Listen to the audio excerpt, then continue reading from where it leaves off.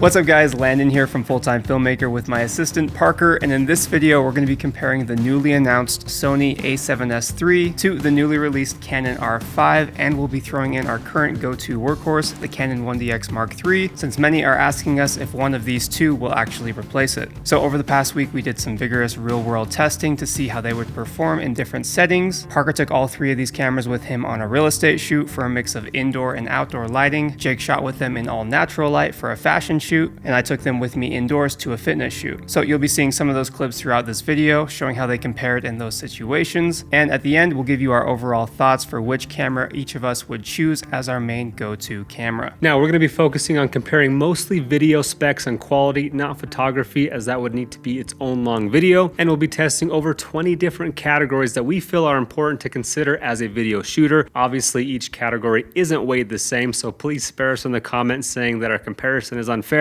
There is no such thing as a perfect comparison. We're just trying to help you guys all make educated decisions on buying gear, so use our test to make your own decision on which camera will work best for your individual needs. So without further ado, let's jump into some comparisons. Now, our first category is price. Now, Sony has always been pretty good at keeping the overall cost of their cameras relatively low, and the A7S III is no exception. Now, right now you can pre-order this camera from B&H for $3,498, which is just a touch cheaper than the R5, which comes in at $3,899. Now, the 1DX3, on the other hand, is a part of Canon's higher-end professional-grade photo cameras, and that's almost double the price at $6,499. So keep that in mind throughout the rest of these tests. The 1DX3 should perform better in a lot of areas for twice the price, but as you'll see, it still falls short in certain areas. So with those prices, the Sony takes first with 2 points, the R5 second with 1 point, and the 1DX3 in last place with 0 points. Moving on now to our next test is resolution. Resolution is always a hot topic when it comes to video cameras, but it's interesting to see that at least between the R5 and the A7S III, Canon and Sony have taken very different approaches. The R5 clearly has the highest resolution between all three cameras, maxing out at 8K RAW, although there are some limitations, we'll get to that later, but we did a few tests at 8K and the image is super sharp. We could zoom into 400% and it still maintains essentially 1080p image, which could be useful as a single camera that acts as two cameras by digitally zooming in post for a second camera look. We all agree though that it's definitely more of a card trick, as most situations won't need 8K, and for the situations that might, you'll have to factor in the overheating time limits. So definitely don't buy this camera if you want to do full shoots at 8K, but it is an option that the other two don't have, so it takes first place. The 1DX Mark III takes second place since it can do 6K RAW, but Jake and I have both owned the 1DX Mark III for several months now, and neither of us have professionally used the 6K because of the insanely large file sizes. So again, even though they are capable of these higher resolutions, they aren't very practical, so keep that in mind. And in last place, we have the A7S III, which maxes out at 4K, but Sony chose to focus on other things with this camera, which I personally think was the smarter move, as you'll see them winning in what I feel are more important categories because they chose not to focus on resolution. And moving on to our next category, who has the best 4K image? Now, we figured that you, like us, will most commonly be shooting mostly in 4K with these cameras, so regardless of max resolution, whose 4K image at 24 frames per second looks the best straight out of camera. Now, we put all three cameras side by side to compare their best 4K image quality, and if we zoom into 400%, you still might not be able to tell unless you're watching on a big screen, but we determined that Sony's 4K looked the softest, with a bit of splotchiness happening, especially with Parker's eyebrows. The sharpness could also be due to the lenses. We used G-Master lenses for the Sony, EF L series for the 1DX, and RF lenses for the R5. Now, the 1DX3 took second with what is still a super crisp image, nearly indistinguishable from the R5's 4K HQ image, but the R5's 4K HQ has a super impressive 4K image, as it's essentially taking the image from the camera's 8K sensor and then downsampling it to 4K. So you're getting quite a bit more detail, but again, even in 4K HQ mode, you're still using that 8K sensor, which eventually causes just as much overheating as if you were shooting in full 8K. So although the R5's 4K HQ image looks better, you'll still have to deal with those overheating issues. So you couldn't use this 4K HQ mode on a full shoot, but only for about the first hour of having the camera on. That being said, we also tested the R5 with 4K HQ turned off, so it's just the standard 4K, still using all eye at 24 frames per second, and we determined that in this case, the 1DX3 actually looked just a touch sharper with the R5 in second place and the Sony in last. But anyways, using the best available 4K settings, R5 takes the cake on this one. We also wanted to point out that there is a potential workaround that would temporarily fix the overheating issues with the R5's 8K sensor. We saw a video by a channel called No Life, where he showed that you can apparently shoot 8K with no overheating when you pair it with an external monitor like the Ninja V. Now, we didn't try this out ourselves, so we can't confirm its validity, but we'll link it down below in case you want to check it out. Moving on to our next test is best slow motion quality and options. All three of these cameras can shoot 120 frames per second, but the 1DX Mark III takes last because it will only do it at 1080p, and personally I never use it because I don't think it's high quality enough. The R5 can do 4K at 120, although it does it almost reluctantly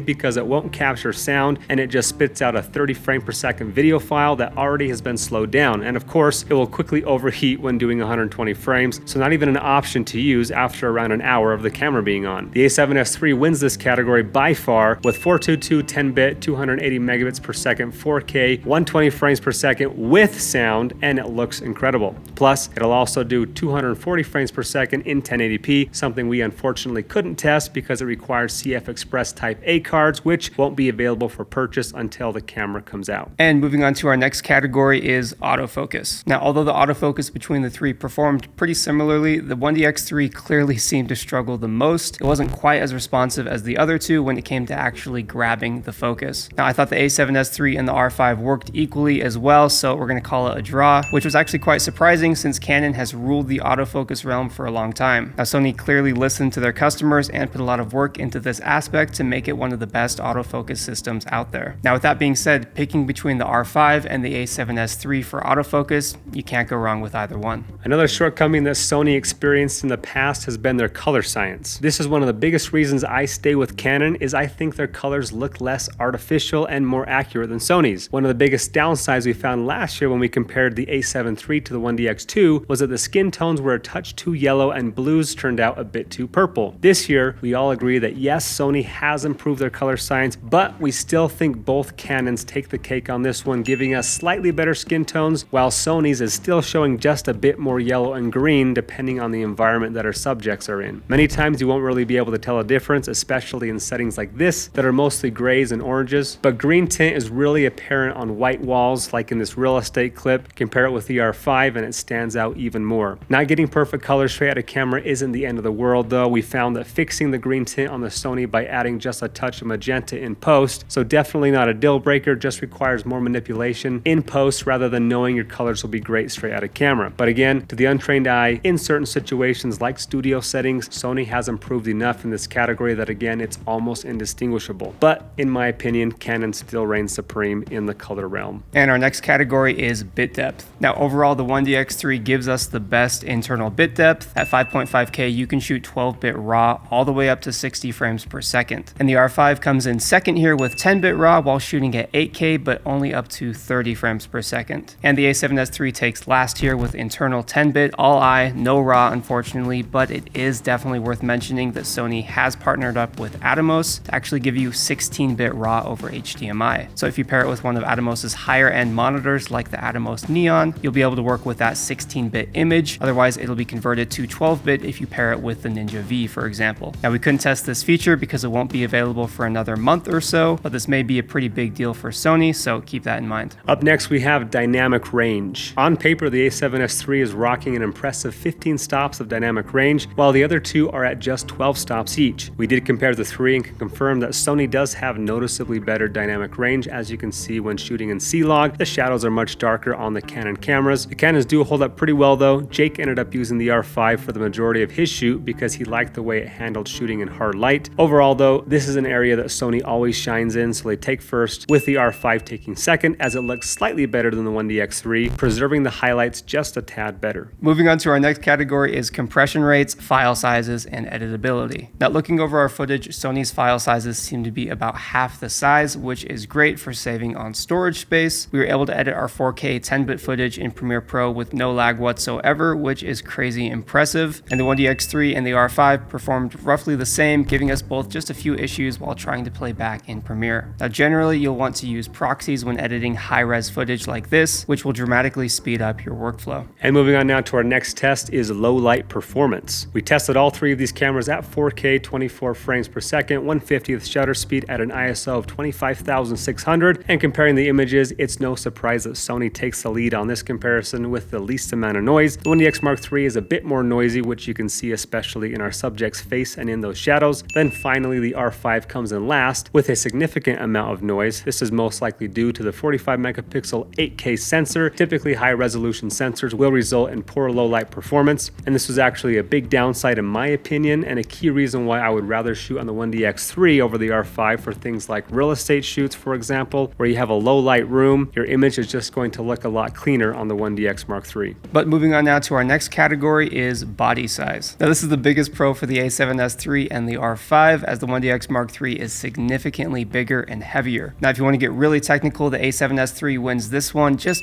barely, but the R5 is essentially the same size. They are both much smaller and lighter than the 1DX. Next up is battery life. The 1DX Mark III will last around 3 hours of non-stop shooting at 4K 24. The A7S III comes in a close second, clocking in at just under 3 hours non-stop shooting at 4K 24, and the R5 takes last with just over 2 hours of battery life shooting non-stop 4K at 24. So all did great, but the 1DX Mark III and the A7S III were quite a bit better than the R5. Next category is simplicity or ease of use. Now this category is a bit subjective, and Sony users will argue that they like the customization of Sony, but overall Canon cameras are more intuitive to use straight out of the box. Both have physical buttons and allow touchscreen in the menus, however you can't touch the Sony screen to edit your settings on the main display screen. Only Canon allows you to do that, so again, just quicker and easier to change settings on Canon. Now between the R5 and the 1DX, we'd still give the edge in this comparison to the R5 though, since they've updated their menu system to make it a bit easier to switch between different resolutions and frame rates. Plus the new RF lenses have an extra control ring, and the R5 has a flip screen so you can easily change settings while in selfie mode, so the R5 takes the lead on this one. So 1DX3 takes second and Sony takes last for not being quite as intuitive and having just a messier menu system. Next category is the flip out screen. Previously, this was a big selling point for Canon over Sony, but Sony has finally implemented a normal flip screen on the A7S III, which performs just as well as the R5, so they tie for first place on this. Meanwhile, the 1DX Mark III doesn't offer an articulating screen, giving you significantly less viewing angles and much harder to film yourself without an external monitor, so it takes last place. And as far as LCD screen quality goes, the R5 and the 1DX3 tie here with the exact same 2100p 3.2-inch screen, while the Sony trails behind with a slightly lower quality display at 1440p and 3 inches. Now this is one of my biggest gripes with Sony cameras, is their screens are really hard to see in direct sunlight, and the exposure and colors look different on the screen compared to when you bring them into your editing program on your computer. So I highly recommend, if you're getting a Sony, to plan on getting an external monitor to go with it. I think they've improved it, but it's still not as good as Canon's. Next up is dual recording and recording limits. All three of these cameras have dual card slots, but only Sony can dual record. Sony just started implementing both SD cards and CF Express Type A cards, which is an industry first. Unfortunately, we couldn't try out the CF Express Type A cards because they won't be released until the camera gets released. The Sony has a huge edge on the other two because it does not have a 30-minute record limit, which is really nice for longer interview type videos or wedding ceremonies, etc. And you can jam 2 cards in there, record on one card, completely fill it up, and have it continue recording to the other card without even stopping recording. This means you can record for as long as you want until the battery dies. Sony also allows you to create proxies simultaneously while recording, so you'll be able to dump your footage and get to editing right away rather than having to spend a few hours creating proxies. The Canons both have 2 card slots as well, but they won't simultaneously record or make proxies. Technically, they can do proxies, but only when shooting 6K RAW or 8K RAW, which I personally have never used because the file sizes are massive. I wish they would dual record proxies in 4K non-RAW, so huge pro to Sony cameras on this category. Also, both Canon cameras have that 30-minute time limit, and if you fill up one card, it won't continue filming on other cards. It'll stop the recording and make you hit record again before it switches. So again, Canon showing that they are catering these cameras first to photographers with video as their secondary goal, while Sony is clearly making this camera specifically for video shooters. And moving on to our next test is image stabilization. Now the R5 wins this category with great IBIS, not overly jerky, and the digital IS kicks in to smooth out everything else. There is sometimes a slight warp, especially when using wider focal lengths, but I'd still take its performance over the Sony. Now the A7S III's IBIS is super jerky and honestly just not very good in our opinion. If you remember our test comparing the ZV-1 to the iPhone stabilization was a lot better, so this isn't Sony's best technology, it just overcorrects and jerks around too much. Now the 1DX3 has no in-body stabilization, so it takes last, but it can still do digital stabilization. It just gives you a significant amount of artificial blur as it's correcting the shakiness. Also, it would overcorrect a lot once you got close to an object, so last place for the 1DX. Moving on to our next category is video tools like focus peaking and zebras. The R5 and the A7S both have focus peaking and zebras, so that's helpful while shooting in manual focus, so you can make sure you're nailing that focus. Plus, you'll also be able to quickly tell if any part of your image is overexposed. Personally, we like Canon's focus peaking tool better, with the square that turns green when you nail focus. Personal preference here, but we'll call it a draw since they both have the capacity. And though the 1DX Mark III has the same focus peaking as the R5, it surprisingly doesn't have zebras, so it ends up in last place for this category. Personally, I don't use zebras as I find them too distracting, so that's not a real deal breaker for me, but it might be for some. And next up is rolling shutter. Now, a problem that many of the older Sony cameras used to have was awful rolling shutter. Now, Sony's since fixed that issue, and comparing it to the R5, the A7S III looks best, with the R5 coming in second.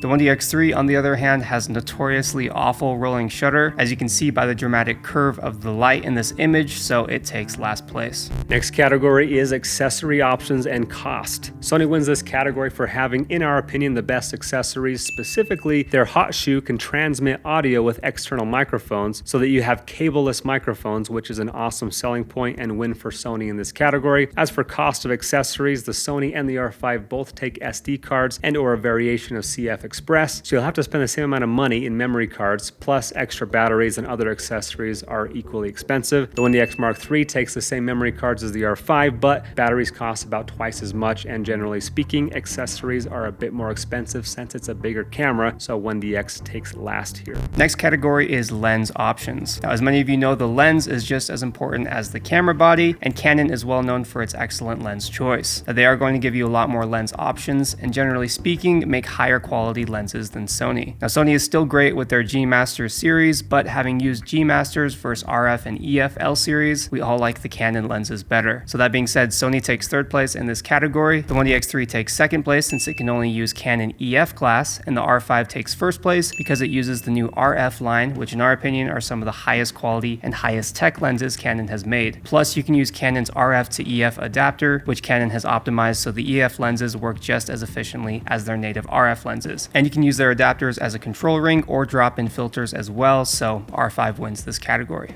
Next category is reliability, build quality, weather sealing, and overheating. As far as overall reliability goes, all three cameras are weather sealed, and I'm sure they would all hold up pretty well to some normal wear and tear, but I'm still going to give first place to the 1DX Mark III because the Canon 1D line is known for being extremely reliable and built like tanks. Plus, the 1DX Mark III won't overheat in any mode, so it's the most reliable of the three for being used on client shoots and being able to use any settings that the camera has to offer. Sony takes second place on this one by default, because as everyone knows by now, the R5 has proven to basically be unusable in 8K, 4K slow-mo, and 4K HQ modes after about an hour of being turned on due to the overheating limits that everyone is talking about. We're pretty sure this is just a software limitation as a precaution from Canon, and that the camera isn't actually overheating, since every time it gave us the overheating warning, it was still cool to the touch. So hopefully Canon can come up with a solution in an upcoming firmware update, because as it stands right now, I'd say because of this one category, I wouldn't recommend the R5 as a viable professional video tool unless you only plan on needing it for 4K 24 and won't need 8K or 4K slow-mo. It's not even a matter of, oh, I just mostly shoot 4K 24 and just use the 4K slow-mo sparingly. No, if this camera has been on for an hour, no matter what settings you've been using up to that point, 8K and 4K slow-mo and 4K HQ options aren't even available for a single shot. So don't get this camera for professional video if you plan on using the 8K or 4K slow motion frequently on your shoots. Now, if your client shoots only require the camera to be on for a total of 45 minutes, then there's no problem. But personally, I've never had a client shoot that short. Most require the camera to be on for at least 2 to 3 hours, so this wouldn't cut it for me if I wanted that 4K 60. Now, a workaround I've seen some do is if you record externally, it supposedly won't overheat at 4K 60, so if you're okay using an external recorder for all your shots, then it may be doable. I think Canon did themselves a huge disservice by marketing this camera as an 8K/4K at 120 camera. The way I look at this camera is it's basically an EOS R, but the 4K 24 doesn't have the crop anymore. It's now full frame. Plus, it has improved autofocus, photo capabilities, and some novelty video options in small bursts. But they should have led with the photo specs and the full frame 4K at 24, and then thrown in the 8K and 4K 120 as a short burst bonus. So bad marketing by Canon. It is clear that the R5 once again was built as a photography first camera, and an amazing one at that, with some novelty video specs that only work in bursts and not really on professional productions. Side note, we did an overheating test between the R5 and the A7S III, shooting 4K at 24 non-HQ